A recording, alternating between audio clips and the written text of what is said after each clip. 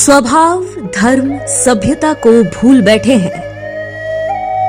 जड़ों की आज भव्यता को भूल बैठे हैं कि कृष्ण जिनके लिए स्वर्ग से चले आए, उसी की आज दिव्यता को भूल बैठे हैं।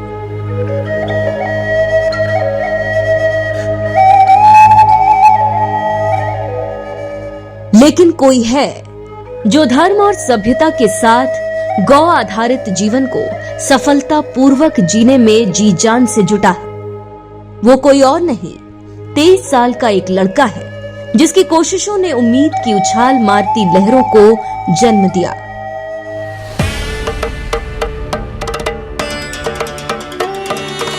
आज के टाइम पे अगर हम इंडिया में रह रहे हैं और इंडियन कल्चर को प्रमोट करते हैं तो कहीं ना कहीं हमारा जो एनिमल्स हैं वो सब इस सब चीज़ में पीछे रह गए।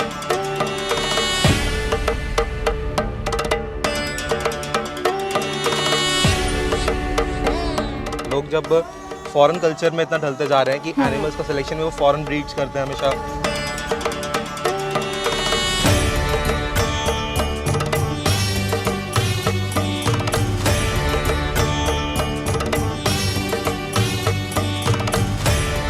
अक्सर बीइंग घुमक्कड़ की टीम मध्य प्रदेश की माटी में अनदेखी ऐतिहासिक धरोहरों की तलाश में घुमक्कड़ी करने निकलती है।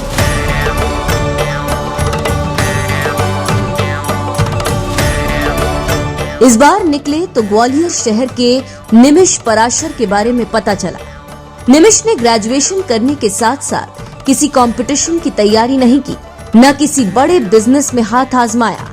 निमिष ने शहर के करीब इस बड़ी सी भूमि पर खेती शुरू की, साथ ही राठी और साहिवाल जैसी गाय के नस्ल सुधार पर काम करके सबको हैरत में डाल दिया। चलिए बीइंग घुमक्कड़ की टीम निमिष के श्रीकुंज फार्म के मुख्य द्वार पर पहुंच गई। आज मैं ग्वालियर में एक ऐसी जगह आई हूं जो कि एक काव फार्म है। ये काव फार्म मात्र 23 साल के निमिष चलाते हैं। अगर देखा जाए तो 23 साल की उम्र होती ही क्या है। इस उम्र में स्टूडेंट्स करियर बनाने के बारे में सोचते हैं, स्ट्रगल कर रहे होते हैं कि बॉलीवुड में हम अपना नाम कैसे कमाएं, इंजीनियरिंग फील्ड में कैसे जाएं, मेडिकल फील्ड में कैसे जाएं। लेकिन इसी उम्र में पढ़ाई के साथ साथ निमिष ने एक ऐसा बिजनेस मॉडल खड़ा किया है जो बड़े बड़े लोगों की भी बस की बात नहीं है। तो चलिए चलते हैं अंदर, निमिष से बात करते हैं और इस फार्म के बारे में जानकारी लेते हैं।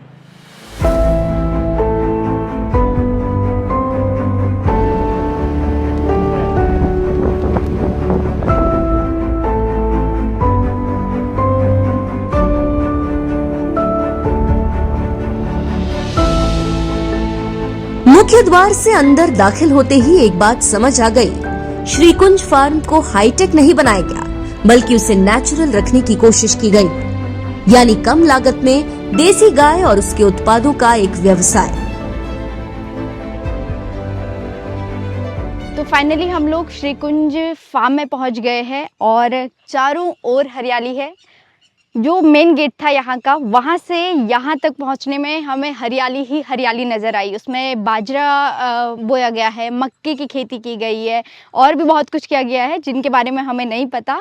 लेकिन फ़िलहाल अभी यहाँ पे निमिष जी जो ये फार्म चलाते हैं वो हमारा इंतज़ार कर रहे हैं। अब हम अंदर चलते हैं और उनसे जानते हैं इस फार्म के बारे में और यहाँ से जुड़ी हर एक चीज़ के बारे में डिटेल से।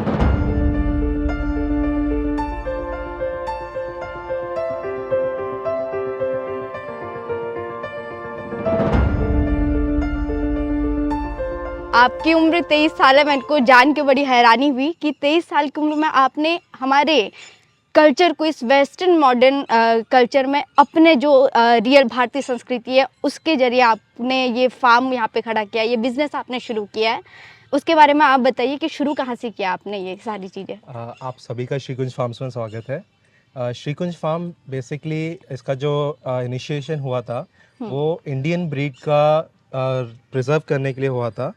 जो ब्रीड कंजर्वेशन है, आज के टाइम पे अगर हम इंडिया में रह रहे हैं और इंडियन कल्चर को प्रमोट करते हैं तो कहीं ना कहीं हमारा जो एनिमल्स हैं वो सब इस सब चीज़ में पीछे रह गए। लोग जब फॉरेन कल्चर में इतना ढलते जा रहे हैं कि एनिमल्स का सिलेक्शन में वो फॉरेन ब्रीड्स करते हैं हमेशा, चाहे घर में डॉग हो चाहे वो मिल्क कंज्यूम कर रहे हैं, बट उनको ये नहीं पता कि जो वो डेली इनटेक कर रहे हैं मिल्क वगैरह वो उनके लिए हेल्पफुल कैसा हो सकता है।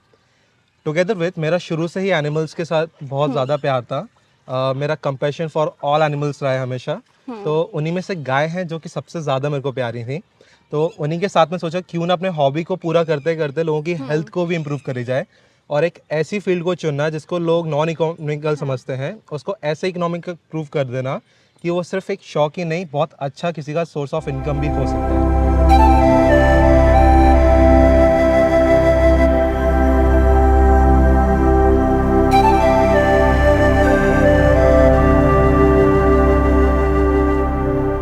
हॉबी और हेल्थ को एक साथ जोड़कर निमिष ने भारतीय नस्ल की गायों, खासकर राठी और साहिवाल पर काम करना शुरू किया।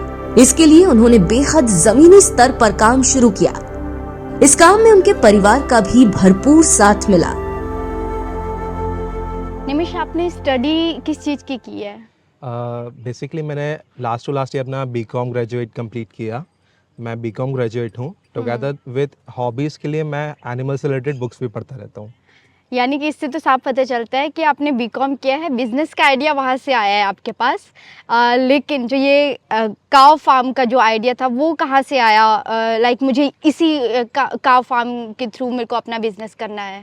बेसिकली बैक 2011 में when I was 11 year old, तो एज एन बर्थडे गिफ्ट मैंने एक घर वालों से छोटी गाय मांगी थी, क्योंकि शौक था तो घर में रखने के लिए मुझे एक गाय चाहिए थी। घर में कौन कौन है आपके? मेरे एक बड़े भैया हैं, हाँ। और मेरे मम्मी पापा और दादी साथ रहती हैं। और उस टाइम पे मेरे को पहले मैं सड़क से छोटे छोटे गायों को पकड़ के ले आता था शाम के टाइम पे। अच्छा, कितनी उम्र होगी तब मैं आपकी? 11 साल का था तब। अच्छा। तो उस टाइम उन गायों को घर पे लाने से आसपास के लोग आ जाते थे जिनकी वो गाय होती थी कि हमारे गाय के बच्चे को आप खुलवा दो, उनकी मां इंतजार कर रही है। हाँ। तो समर वेकेशन चल रहे थे 2011 की जून में। तो 11 जून को एज एन बर्थडे गिफ्ट, मेरा बर्थडे जुलाई में आता है, तो समर वेकेशन के टाइम पे एज एन गिफ्ट मेरे को एक छोटी सी गाय मिली गिफ्ट में। उसका नाम हमने श्यामा रखा, और ये जर्नी श्यामा की वजह से शुरू हुई। हाँ। और श्यामा के बाद धीरे धीरे हमारे पास बहुत सारी जब गाय बढ़ाना शुरू हुआ, हाँ। और ये हॉबी बढ़ी, एक इंटरेस्ट और डेवलप हुआ कि ऐसा क्यों होता है या क्या क्या फैक्टर्स होते हैं। जब भी श्यामा की तबीयत खराब होती थी, हाँ। या कुछ नया कुछ नई चीज़ उसका बिहेवियर नोटिस होता था, तो मैं हमेशा उसके बारे में सर्च करता रहता था। आप उससे अटैच हो गए थे, उसके बारे में हर एक चीज़ जानना, और फिर ऐसी नॉलेज आपकी यहाँ से बढ़ती गई। बिल्कुल, तो वो नई नई चीज़ें एक्सप्लोर करते हुए इतना हॉबी बढ़ा। फिर एक मोमेंट पे जब रियलाइज़ हुआ कि हम इसको एक कमर्शियल सेक्टर में भी बदल सकते हैं, तब श्रीकुंज फार्म की फाउंडेशन रखी गई। घर वालों ने खूब सपोर्ट किया होगा, लग रहा है कि शुरुआत से जिस तरीके से गाय आपको दी। बिल्कुल बिल्कुल, घर वालों का शुरू से बहुत सपोर्ट रहा है इसमें। हाँ। शुरू में नया था सबके लिए सुनना कि मुझे एनिमल्स का इतना ज़्यादा शौक है। ऑब्वियसली देखिए, आज की जनरेशन में हर कोई स्टूडेंट मॉडर्न तरीके से सोचता है कि मुझे ये करना है वो करना है, लेकिन आपने जिस तरीके से बोला कि यार गाय पालना है, क्योंकि अमूमन हम लोग देखते हैं कि गाय पालना है, ऐसे सुन के ही हम लोग यार गाय पाले गए, ये विचार आते हैं। आज के लोग, आज के जो भी जनरेशन है या फिर लोगों में, इवन वो घर में जो गाय पाल रहे होते हैं उन्हें भी वो बाहर छोड़ देते हैं, सड़कों पे छोड़ देते हैं। पहले तो आप ये बताइए, यहाँ पे श्यामा है आपकी? हाँ बिल्कुल, आप श्यामा से यहाँ मिल सकते हैं।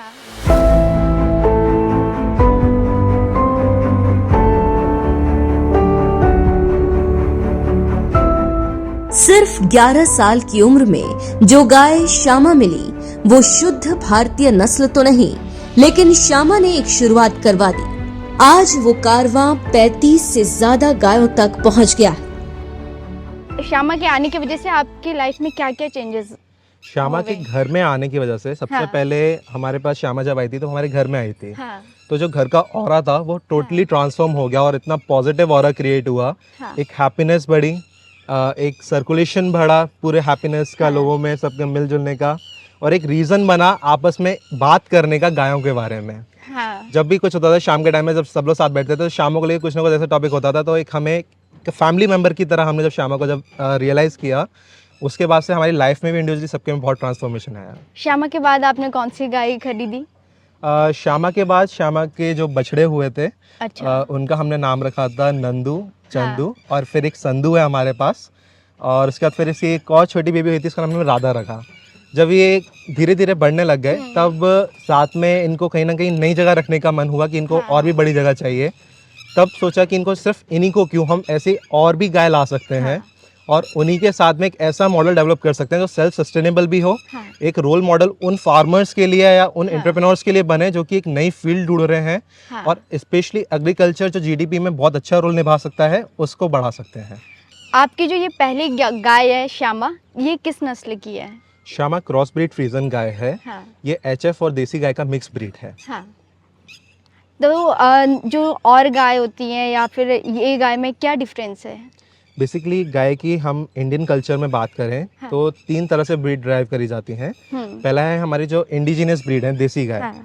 दूसरा है जो विलायती नस्लें होती हैं फॉरेन हाँ। ब्रीड्स वो, और तीसरा होता है इनकी क्रॉस ब्रीड जो कि दोनों ब्रीड्स मिलके होती हैं।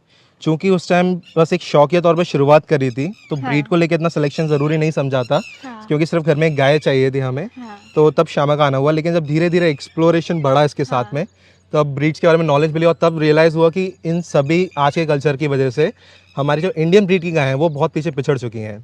तब एक थॉट आई कि हम श्रीकुंज फार्म में हमारे जो इंडिजिनस हाँ। ब्रीड है साहिवाल और राठी, इनका ब्रीड कंजर्वेशन के ऊपर काम कर सकते हैं।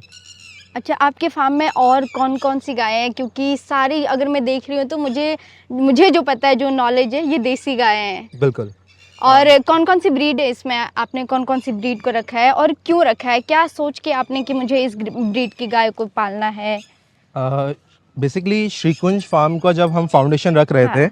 तो प्राइमरी मोटिव में हमने हमारे जो मध्य प्रदेश की 2 ब्रीड्स हैं निमाड़ी और मालवी, हाँ। इनको कंजर्व करने का प्रोजेक्ट सोचा था। बट चूंकि पहले सेल्फ सस्टेनेबिलिटी फार्म में लानी थी तो हमें मिल्क को भी एक फैक्टर कंसीडर करना था। तो मिल्क को कंसीडर करने के लिए हमने जो इंडिजिनस ब्रीड चुनी वो साहिवाल और राठी थी, जो कि राजस्थान और पंजाब के बॉर्डर एरिया में बहुत कॉमनली मिलती हैं आप ब्रीड। बता सकते हैं इसमें से कौन सी साहिवाल है और कौन सी? बिल्कुल। ये हमारे फार्म की साहिवाल गाय है, इसका नाम हाँ। हमने अड्डो रखा हुआ है। ये प्योरेस्ट फॉर्म है साहिवाल का। अच्छा। ये पंजाब की ब्रीड है और ये मिल्क देने में भी बहुत अच्छा पोटेंशियल रखती है, उसका मिल्क भी बहुत हेल्दी होता है। साहिवाल के अलावा और यहाँ पे और भी गाय देख रही हूँ, ये कौन सी नस्ल की गाय है? ये राठी ब्रीड की गाय है। हाँ। इसको राठी ब्रीड कहते हैं। बेसिकली साहिवाल और राठी सिस्टर ब्रीड्स कहलाई जाती हैं। ये दोनों बहनें होती हैं ब्रीड्स में, क्योंकि ये सेम एरिया में नेटिवली मिलती हैं और ये ब्रीड्स का जेनेटिक भी सेम जीन से डिराइव होता है। और जो ये सामने और भी गाय है, क्या ये भी अदर नस्ल की है या फिर सेम? जो आपको पूरे रेड कलर में दिखेंगी वो सभी साहिवाल गाय हैं। अच्छा। और जो कलरफुल पैटर्न में आपको दिखेंगी ये सभी राठी गाय हैं। राठी गाय है, यानी कि आपके फार्म में साहिवाल और राठी, ये जी। 2 नस्ल की गाय हैं। जी।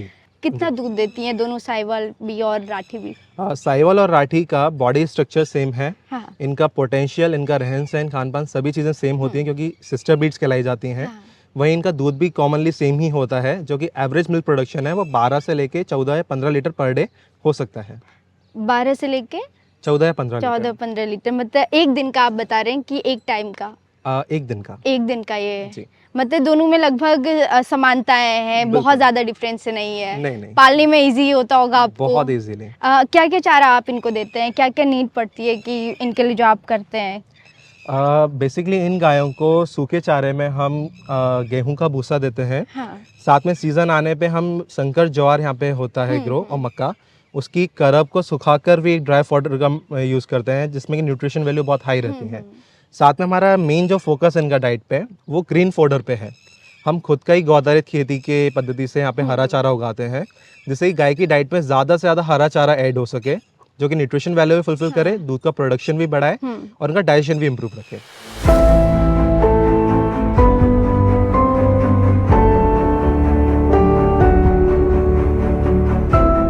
चारा गौपालन का मुख्य आधार है। अगर चारा अपना उगाया हुआ हो तो गौपालन के प्रॉफिट में जाने की ज्यादा संभावनाएं हैं, और अगर चारे में वैरायटी ज्यादा हो तो गायों का स्वास्थ्य और दूध में भी गुणवत्ता बनी रहती है। ये सहजन का पेड़ है। हाँ। इसकी फली की हमने बहुत कईयों बार घर में अपनी सब्जी भी खाई है। हाँ। वहीं कई लोगों को इस चीज़ की अभी नई अवेयरनेस ये है कि इसकी जो पत्तियां हैं वो सिर्फ गाय ही नहीं इंसानों के लिए भी बहुत बेनिफिशियल हो सकती हैं। कई कंपनी इसका ड्राई करके पाउडर भी मार्केट में सेल कर रहे हैं। वहीं हम इसको करेंटली अपनी गायों को कैल्शियम के लिए देते हैं। हफ्ते में 2 दिन इसकी पत्तियां हम लोग अपनी गायों को खिलाते हैं, जिसको गाय बहुत आराम से मजे से खाती है और कैल्शियम की भी कभी नहीं होती।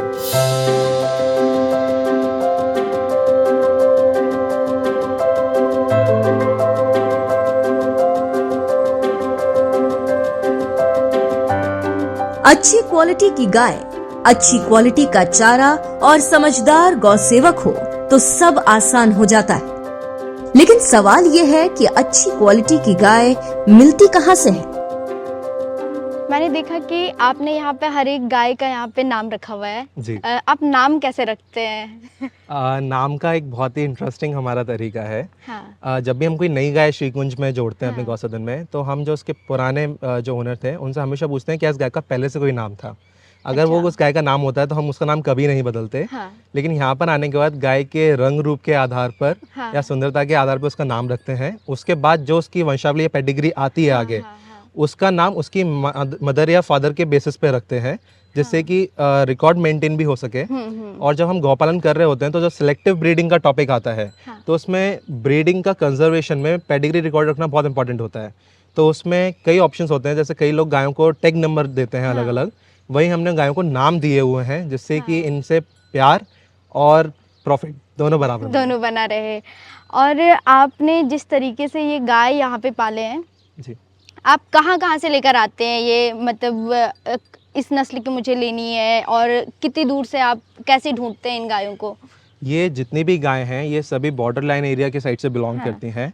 मोस्टली मैं पंजाब या राजस्थान बेल्ट की तरफ जब जाता हाँ। हूँ तो वहाँ से इन गायों का सिलेक्शन करता हूँ। हाँ। अभी रिसेंटली हमने अपने श्रीकुंज गौसदन में कई नई गायों को जोड़ा, जो कि सूरतगढ़, पीलीबंगा, रावसर मंडी, हनुमानगढ़, सरदारगढ़ इन एरिया से आई हुई थी। अच्छा, श्रीकुंज नाम आपके माइंड में कैसे क्लिक किया कि इस फार्म का नाम मुझे श्रीकुंज ही रखना है? स्पिरिचुअली मैं लॉर्ड कृष्ण से बहुत अटैच हूँ। अच्छा। और मेरा वृंदावन जाना बहुत ही कॉमनली होता रहता है। वाह। तो जो कुंज नाम है वहाँ कुंज गलियाँ कही जाती हैं। हाँ। तो उस नाम को कहीं ना कहीं डिराइव करते करते फैमिली डिस्कशन जब हुआ हाँ। तो कुंज नाम हमने रखा, और उसी दिन उसके आगे हमने श्री लगा दिया, तो श्री तब से लगा दिया, श्री कुंज श्री इसका नाम हमने और बहुत ही बढ़िया नाम है।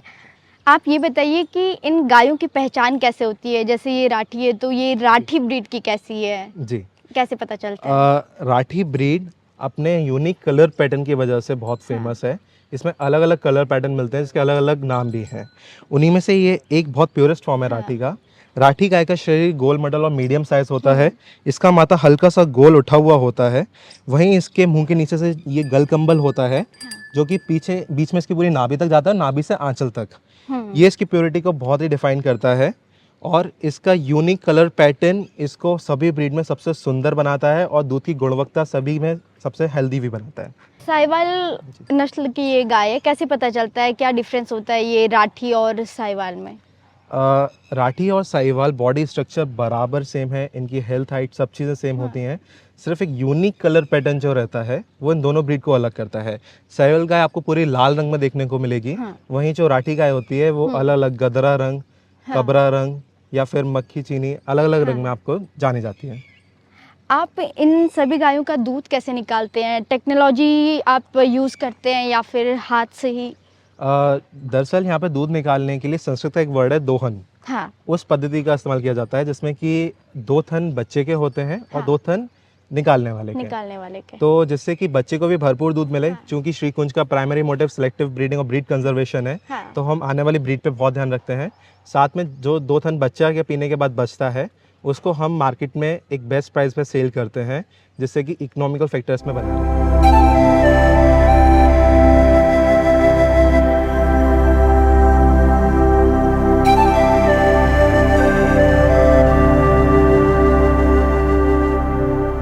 निमिष पराशर ने साल 2022 में इसी श्रीकुंज फार्म से 25 लाख रुपए का टर्नओवर किया।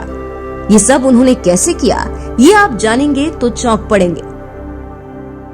आप दूध के अलावा और कौन से प्रोडक्ट सेल करते हैं जिससे आपको प्रॉफिट मिलता है? श्रीकुंज में हम लोग दूध A2 मिल्क के साथ में देसी बिलोना घी भी सेल करते हैं इनका। साथ ही साथ इनका जो गोबर का खाद होता है उसको प्रीमियम खाद के नाम से हमने मार्केट किया हुआ है, जिसके 1 kg और 5 kg के पैक्स हर every Sunday free home delivery हम लोग कंज्यूमर तक पहुंचाते हैं। दूध का प्राइस आपने क्या रखा है, अगर आप बताना चाहें तो? दूध, घी? दूध हमारा 80 रुपीज़ पर लीटर सेल हो रहा है। वहीं घी अभी 1600 रुपये प्राइस है, और खाद 30 रुपीज़ kg है। यहाँ पे बुल भी दिखाई दे रहे हैं, इसके बारे में आप बताइए हमें थोड़ा बहुत। जब हम नस्ल संवर्धन की या सिलेक्टिव ब्रीडिंग की बात करते हैं तो बहुत मेन एलिमेंट होता है उनके लिए बेस्ट पेडिग्री का बुल। तो श्रीकुंज गौसदन में हम जो प्रैक्टिस है वो नेचुरल ब्रीडिंग की तरफ ज़्यादा देते हैं, जिसमें हमने साइवल गायों के लिए हमारा एक साइवल बुल रखा हुआ है, वहीं राठी के लिए हमारा एक बुल रेडी हो रहा है, जिससे कि हर ब्रीड का जब पेडिग्रीड अच्छा बुल होगा तो जो आने वाली जनरेशन है वो दूध उत्पादन को लेकर साथ में गुणवत्ता के साथ वो सुंदरता में भी अच्छी प्रोजनी आएगी। सिलेक्शन आप कैसे करते हैं कि हमें इसी नस्ल का बुल चाहिए या फिर जो भी है, इसके बारे में आप बताएं। जब भी किसी हम गाय की ब्रीड को लेकर बात करते हैं तो उसमें दो फैक्टर होते हैं, जेनोटाइप और फेनोटाइप। जेनोटाइप होता है उन गायों की जीन यहाँ से डिराइव करती है, फेनोटाइप उनकी एक्सटर्नल ब्यूटी को डिफाइन करता है। तो जब भी हम एक अच्छी गाय, एक अच्छे नंदी का चयन करते हैं तो हमें उसके दूध देने के साथ साथ उसकी एक्सटर्नल ब्यूटी पर भी ध्यान देना पड़ता है, जिससे कि जो प्रोजेनी है आने वाली जितनी बेस्ट हो सके उस पर फोकस हो। जो प्रोडक्ट आप सेल करते हैं, दूध की बात हम करते हैं पहले, नॉर्मल जो मार्केट में मिलता है उस दूध में और आपके यहाँ जो मिलता है, जो आप सेल करते हैं, उस दूध में क्या डिफरेंस है? बेसिकली दूध के दो टाइप होते हैं। इसके जो प्रोटीन है उनको दो तरह का बताया गया है, A1 टाइप प्रोटीन और A2 type. Basically beta casein protein होता है। जो हमारी देसी ब्रीड होती हैं, जितनी भी जीवो ब्रीड्स हैं, वो सभी A2 टाइप ऑफ मिल्क देती हैं, जो कि हमारी हेल्थ के लिए बहुत बेनिफिशियल है। वहीं जो विदेशी ब्रीड होती हैं, HF, जर्सी या क्रॉस ब्रीड्स, वो ज़्यादातर A1 टाइप ऑफ मिल्क देती हैं, A1 बीटा कैसीन जिसे कहा जाता है। तो जब ह्यूमन बॉडी उस प्रोटीन को कंज्यूम करती है तो एक कंपाउंड बनता है, उसे कहते हैं BCM7, जो हमें हार्मफुल डिजीजेस जैसे कि बैड कोलेस्ट्रॉल, शुगर और भी कई तरह की बीमारियां देता है। वहीं जब हम A2 मिल्क की बात करते हैं, जो देसी गाय में से आता है, वो अमृत मूल्य है। वो इवन एंटी कैंसरस तक भी होता है, वो कैंसर की कई मेडिसिन में भी यूज़ किया जाता है। और अगर किसी भी तरह की अगर हेल्थ इश्यूज़ किसी को हैं, बैड कोलेस्ट्रॉल, BP, शुगर, तो ये उन सबको भी ठीक करने का पोटेंशियल रखता है। तो इसीलिए ये सिर्फ दूध नहीं, अमृत है। यानी कि आप सिर्फ मार्केटिंग के बारे में नहीं सोच रहे हैं, बिजनेस के बारे में नहीं सोच रहे हैं, लोगों के हेल्थ पे भी आप ध्यान दे रहे हैं। बिल्कुल, बहुत ही हमें अच्छा लगता है जब हमारे कंज्यूमर्स 1 से 2 महीने बाद जब ये अपडेट देते हैं कि उनको हेल्थ में इम्प्रूवमेंट हुआ है, तो कहीं ना कहीं एक फुलफिलमेंट की फील आती है कि हमारा जो मिशन है वो एक अच्छे डायरेक्शन में जा रहा है।